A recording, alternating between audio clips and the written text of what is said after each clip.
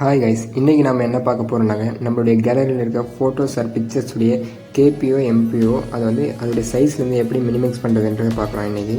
அதுக்கு ஃபஸ்ட்டு வந்து நீங்கள் வந்து உங்களுடைய குரோம் ப்ரௌசர் ஓப்பன் பண்ணுங்கள். அது வந்து ஃபோட்டோ ரீசைசர் அப்படின்னு ஒரு ஆப்ஷன் இருக்கும். அதை ஓப்பன் பண்ணி அது ஃபஸ்ட்டு ஒரு ஆப்ஷன் இருக்கும். அந்த ஃபஸ்ட்டு ஆப்ஷனை ஓப்பன் பண்ணிட்டு அடுத்து ஓப்பன் எடிட்னு கேட்கும். அந்த ஓப்பன் எடிட்ன்ற ஆப்ஷனை கொடுத்தீங்கன்னாக்க அதுக்கு அடுத்த பேஜ் ஓப்பன் ஆகும். அதுக்கு அடுத்த பேஜில் இந்த மாதிரி ஒரு கிளிக் ஹெட் டு செலக்ட் ஃபைல்ஸ்னு ஒரு ஏரோ மாதிரி தெரியுங்களா, அதை பண்ணிட்டீங்கன்னாக்க உங்களுடைய கேலரிக்கு டேரெக்டாக போயிடும். அதில் வந்து உங்களுக்கு எந்த பிக்சர்ஸுடைய எம்பிஓ கேபிஓ குறைக்கணுமோ அந்த பிக்சர்ஸை செலக்ட் பண்ணிக்கணும். இப்போ நான் வந்து என்னுடைய சைன் போட்ட ஒரு பிக்சர்ஸ் வந்து செலக்ட் பண்ணுறேன். அதில் கேபி வந்து 25 கேபியில் இருக்குது. இது வந்து நான் வந்து 20 கேபிக்குள்ளார மாற்ற போகிறேன். அதாவது வந்து டிஎன்பிஎஸ்சி எக்ஸாம், அதாவது போலீஸ் எக்ஸாம், இந்த மாதிரி ஆன்லைன் அப்ளிகேஷன் போடும்போது இந்த மாதிரி பிக்சர்ஸோட சைஸ் வந்து குறைக்க வேண்டியது.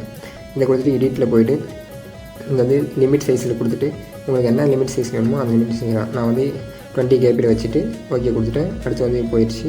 அடுத்து வச்சு கொஞ்சம் நேரம் வந்து ஜெனரேட் ஆகும். அந்த ஜெனரேட் ஆகிட்டு அதில் கேபி வந்து ஆட்டோமேட்டிக்காக அதை வந்து குறைச்சி கொடுத்துரும்.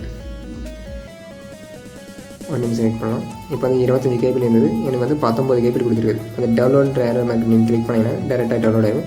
இப்போ வந்து நீங்கள் போய் உங்கள் கேலரியில் போய்ட்டு இது வந்து எடுத்துக்கலாம். இது மூலியமாக வந்து நீங்கள் ஆன்லைனில் வந்து அப்லோட் பண்ணிக்கலாம் ஈஸியாக.